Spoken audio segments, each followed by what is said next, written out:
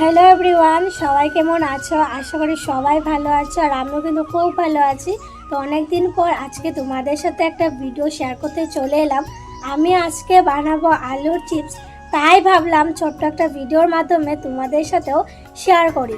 তো চলো, আমি কিন্তু চলে এসেছি আলুর চিপস বানানোর জন্য। প্রথমেই লাগবে আমাদের আলু। এখানে দেখো আমি 5 থেকে 6টা আলু বড় বড় দেখে নিয়ে নিয়েছি। এখন আমি আলুগুলোকে পাতলা পাতলা স্লাইস করে কেটে নেব। ভিডিওটা অনেকটাই লং হয়ে যাবে, তাই আমি ভিডিওটা স্প্লিট করে দিয়েছি।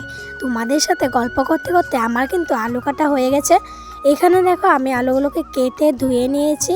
আর এখন আমি আলুগুলোকে নুন দিয়ে হালকা সেদ্ধ করব। তার জন্য দেখো এখানে কিন্তু আমি সেদ্ধ করতে বসিয়েও দিয়েছি। কিছুটা কিন্তু আমি এরকম করেও কেটেছি আর এগুলোকে সেদ্ধ করা হয়ে গেছে।